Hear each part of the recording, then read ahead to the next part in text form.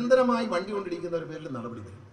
പിന്നെ മദ്യപിച്ച് വണ്ടി ഓടിക്കുന്നത് ഞാൻ തടയാൻ വേണ്ടി ബ്രത്ത് അനലൈസർ കൊടുക്കും. അത് അട്ടിമറിക്കാൻ വേണ്ടി പല ഹോമിയോ ഗുളിക, അരിഷ്ടം, ഇങ്ങനെ പല വേലയും നോക്കി. അതൊന്നും നടക്കത്തില്ല.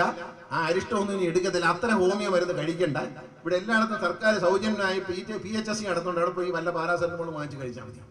അരിഷ്ടം കുടിച്ച് പനി മാറ്റുന്നതൊക്കെ പ്രാകൃതമായ കാര്യങ്ങൾ. അത് പിന്നെ അതൊക്കെ വീട്ടിലിരിക്കുമ്പോൾ ചെയ്തോ. പക്ഷേ അരിഷ്ടം അടിച്ചേച്ച് മണക്കെന്ന് പറഞ്ഞ് വരരുത്. മണത്ത പിടിക്കും. പിടിച്ചാൽ ബദലിയാണെങ്കിൽ പിന്നെ ജന്മത്തിൽ തിരിച്ചു കയറില്ല. മറ്റേതാണെങ്കിൽ സ്ഥിരമാണെങ്കിൽ 3 മാസം സസ്പെൻഷനാണ്. പക്ഷെ തിരിച്ചു കയറുന്ന വിഴിഞ്ഞത്തായിരിക്കത്തില്ല, കയറുന്ന വേറെ എവിടെയെങ്കിലും ആയിരിക്കും. ഇവിടെ കയറില്ല. ഈ കാര്യത്തിൽ എങ്ങനെ കർശന എടുത്തുകൊണ്ട് എന്താ ഗുണം നമ്മൾ മനസ്സിലാക്കാം. നിലവിലുണ്ടായിരുന്ന അപകടങ്ങളെക്കാൾ 36% അപകടങ്ങളും മരണവും KSRTC വണ്ടി ഇടിച്ചുള്ള മരണവും കുറഞ്ഞിരിക്കുകയാണ്. രാത്രി അടിച്ചേച്ച് കിടന്നിട്ട് രാവിലെ വണ്ടി എടുക്കും. ഒരു ഹാങ് ഓവറാണ്, കുഴപ്പമൊന്നുമില്ല. മണപ്പിച്ചാലേ മണം അടിക്കുള്ളൂ. പക്ഷെ ഈ തലവേദനയൊക്കെ എടുത്ത് ഇങ്ങനെ വണ്ടി ഓടിച്ചുകൊണ്ടിരിക്കുകയാണെങ്കിൽ ഒരു സ്ത്രീ ഒരു സ്കൂട്ടറിൽ വന്ന് കയറും. ഇവളിത് ഇവിടെ പോകുന്നു പറഞ്ഞ് ഒരൊറ്റ ഇടി വെച്ച് കൊടുക്കും. പാവം അവിടെ വെച്ച് ജീവിതം തീരും. ഇടിക്കുന്ന സാധനം വലിയ ആന സാധനമാണ്. മറ്റേ സ്കൂട്ടറിൽ ഇരിക്കുകയാണ്. അവരെ അറിയാതെ വന്നെങ്കിൽ കയറി കൊടുത്താൽ ഇവിടെ പോകുന്നു പറഞ്ഞ് ഒരു തട്ട് വെച്ച് കൊടുത്താൽ ആ തട്ട് മതി ഒരു ജീവിതം അവസാനിക്കാൻ. ഇത്തരം നടപടികൾ ഇപ്പോൾ ഇല്ല. കാരണം എന്താ, രാവിലെ നല്ല ഫ്രഷ് ആയിട്ടാണ് വണ്ടി ഓടിക്കുന്നത്. ആരെങ്കിലും വന്ന് കയറിയാലും ഇറിറ്റേഷൻ ഒന്നുമില്ല. വളരെ സന്തോഷമായിട്ട് വണ്ടി ഓടിച്ചു പോകും. അപ്പം അതുകൊണ്ട് KSRTCയുടെ നന്മയ്ക്ക് വേണ്ടിയാണ് അതെല്ലാം പറഞ്ഞത്. ജീവനക്കാർ സമയത്ത് വരണം. ഇപ്പം എല്ലാവരെയും വിന്യസിച്ചിട്ടുണ്ട്. കറക്റ്റായിട്ട് ജോലിക്ക് വന്നാൽ മതി. ഇപ്പോൾ നിലവിലുള്ളത്രയും വണ്ടി ഓടാൻ ആരെയൊക്കെ വേണോ അതെല്ലാം ഉണ്ട്. പുതിയ വണ്ടികൾ വരുമ്പോൾ അതിനുള്ള ആളുകളെയും നമ്മൾ എടുക്കും. അതനുസരിച്ച് അറേഞ്ച് ചെയ്യും. അത് KSRTC ചരിത്രത്തിൽ ആദ്യമായിട്ടാണ് ഷോർട്ടേജ് ഇല്ലാതെ സ്ഥലം മാറ്റി നിയമിച്ചിരിക്കുന്നത്. നേരിട്ട് മന്ത്രി തന്നെ ചെയ്തത്. എത്ര ഷോർട്ടേജ് ഉണ്ടെന്ന് നോക്കി ഓരോ സ്ഥലത്തേക്കും സൗകര്യപ്രദമായി.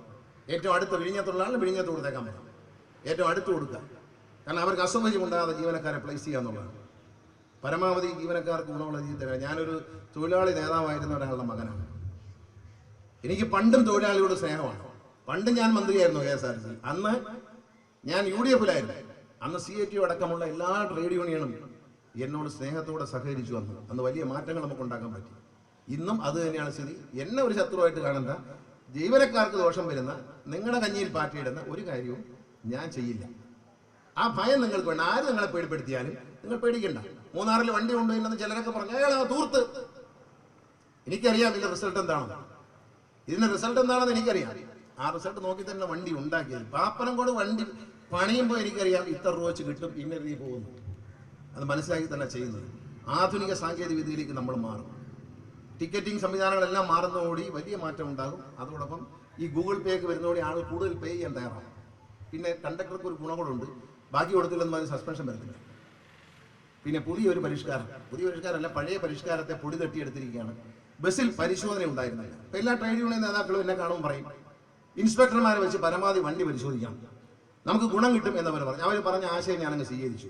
അങ്ങനെ CMDയുടെ നേതൃത്വത്തിൽ CMD സ്ക്വാഡ് രൂപീകരിച്ചു. എല്ലാ ഇൻസ്പെക്ടർമാരും ഫീൽഡിലേക്ക് പോകാൻ. ഏതാണ്ട് 247 ഇൻസ്പെക്ടർമാർ നമ്മുടെ കയ്യിലുണ്ട്. ബസ് സ്റ്റേഷനിൽ ഡ്യൂട്ടി ചെയ്യുന്ന കൺട്രോളിംഗ് ഇൻസ്പെക്ടർ പോയിട്ട് 247 ആളുകൾ നമ്മുടെ കയ്യിലുണ്ട്. അവരെ ഓരോ സ്റ്റേഷനായിട്ട് വിഭജിച്ചിട്ട് ദിവസവും എല്ലാ റൂട്ടിലും പരിശോധനയാണ്. ഇപ്പോൾ CMD എന്ന് പറഞ്ഞ് കഴിഞ്ഞ ദിവസം ഇന്നലെ വരെ 48% കേരളത്തിൽ ഓടുന്ന വണ്ടികളുടെ 48% ബസ്സുകളും പരിശോധിച്ചു കഴിഞ്ഞു. ഇനി അത് പരിശോധിച്ചുകൊണ്ട് കള്ളം പിടിക്കാൻ ഉണ്ടാവില്ല. കാരണം ഇനി കുറച്ച് ദിവസം കഴിയുമ്പോൾ അവർ റിപ്പോർട്ടിംഗ് ഒന്നും ഉണ്ടാവില്ല. കാരണം വേറെ ഒന്നുമല്ല, കള്ളത്തരങ്ങൾ കുറയും. വേറൊരു കാര്യം കൂടി ചെയ്യാൻ തീരുമാനിച്ചിട്ടുണ്ട്. ഈ ഇൻസ്പെക്ടർമാർ വണ്ടിയിൽ കയറി കഴിയുമ്പോൾ നിങ്ങൾ യാത്രക്കാരനാണെന്ന് കണക്ക്. എൻ്റെ ഒരു ഐഡിയ ഇത് ഇന്നലെ MDയോട് പറഞ്ഞിട്ട് അദ്ദേഹം സർക്കിളിൽ കൊടുത്തോന്ന് എനിക്കറിയത്തില്ല, കൊടുത്തിരിക്കുകയാണ്. ഇൻസ്പെക്ടർ വണ്ടി കയറി പരിശോധിക്കുന്ന കൂട്ടത്തിൽ യാത്രക്കാരോട് ചോദിക്കും, നിങ്ങൾക്ക് എന്തെങ്കിലും പരാതിയുണ്ടോ? നിങ്ങൾ കൈ കാണിച്ചില്ല വണ്ടി നിർത്തിയില്ലെന്ന് പരാതിയുണ്ടോ? നിങ്ങൾക്ക് ബാലൻസ് തന്നെയാണെന്നുള്ള പരാതിയുണ്ടോ? ടിക്കറ്റ് ചോദിച്ചില്ല എന്നുള്ള പരാതിയുണ്ടോ? നിങ്ങൾ ആ പരാതി എന്നോട് പറയും. ഇൻസ്പെക്ടർ പരിശോധകനല്ലേ, അദ്ദേഹത്തിന് വേറെ യൂണിഫോം വേറെ പദവിയുമാണ്. അപ്പൊ അദ്ദേഹം ചോദിച്ചു കഴിഞ്ഞാൽ എനിക്കിങ്ങനെ ഒരു പരാതി ഉണ്ടെന്ന് യാത്രക്കാരൻ പറഞ്ഞാൽ ആ പരാതി അപ്പോൾ തന്നെ നോട്ട് ചെയ്യുകയും നേരെ വൈകിട്ട് 5 മണിക്ക് മുമ്പേ MDയുടെ ഓഫീസിലേക്ക് അയച്ചു കൊടുക്കുകയും ചെയ്യും. ഇതെല്ലാം MDയുടെ ഓഫീസിൽ പുതിയ സെക്ഷൻ തുടങ്ങിയിരിക്കുകയാണ്. ആ സെക്ഷനിലേക്കാണ് റിപ്പോർട്ടുകൾ മുഴുവൻ വരുന്നത്. അവർ ക്രോഡീകരിച്ച് കൃത്യമായി MDക്ക് കൊടുക്കും. നമ്മൾ പരിശോധന തുടങ്ങിയ ദിവസങ്ങളിൽ ഭയങ്കരമായിട്ടൊരു ഒരാഴ്ചയായി ഭയങ്കരമായിട്ട് റിപ്പോർട്ടിംഗ് ആയിരുന്നു, ഓരോ തകരാണ്. പക്ഷേ ഇപ്പോൾ അത് കുറഞ്ഞു വരികയാണ്. കാരണം പരിശോധന കർശനം. കേരളത്തിൽ ഓടുന്ന 4500 ബസ്സുകൾ, ഏതാണ്ട് 4200 ബസ്സുകൾ ഓടും അല്ലേ, ഒരു ദിവസം ഓടും. അതിന്റെ 48% പരിശോധിക്കും. എന്റെ മനസ്സിലെ ലക്ഷ്യം എന്ന് പറയുന്നത് 65% ബസ്സുകളും പരിശോധിച്ചു കഴിയുമ്പോൾ കുറവുകൾ ഉണ്ടാവില്ല, കുറ്റങ്ങൾ ഉണ്ടാവില്ല. നല്ല നിലയിൽ പോകും, കറക്റ്റ് ടൈമിന് വണ്ടി വരും. പിന്നെ ഈ വരിയായിട്ട് നോക്കുന്നത് ഇൻസ്പെക്ടർ പരിശോധിക്കുന്നത്. വരിയായിട്ട് ഇങ്ങനെ പോകും വണ്ടികളിങ്ങനെ ഒരേ റൂട്ടിൽ. അത് പരിശോധിച്ചും ഇൻസ്പെക്ടർമാർ റിപ്പോർട്ട് ചെയ്യാൻ തുടങ്ങിയിട്ടുണ്ട്. വരിയായിട്ട് പോകുന്നത്. അത് കഴിഞ്ഞാൽ എന്താ, എല്ലാവരും പോയി കഴിഞ്ഞാൽ പിന്നെ യാത്രക്കാർക്ക് ആരുമില്ല. അപ്പം പാരലൽ സർവീസുകാർ കയറി പോകും. അത് ഒഴിവാക്കാൻ വേണ്ടി ഈ വരിയായി പോകുന്നതെല്ലാം കറക്റ്റ് ചെയ്യും. ഒരു സോഫ്റ്റ്വെയർ ഉണ്ടാക്കാൻ വേണ്ടി പരസ്യം ചെയ്തിട്ടുണ്ട്. അതായത് KSRTCയുടെ മുഴുവൻ ഷെഡ്യൂളിങ്ങും ഒരു കമ്പ്യൂട്ടർ AI ഹെൽപ്പ് ചെയ്യുന്ന, AI അധിഷ്ഠിതമായി ചെയ്യുന്ന ഒരു കമ്പ്യൂട്ടർ സോഫ്റ്റ്വെയർ നിർമ്മിക്കാൻ KSRTC പരസ്യം ചെയ്തിട്ടുണ്ട്.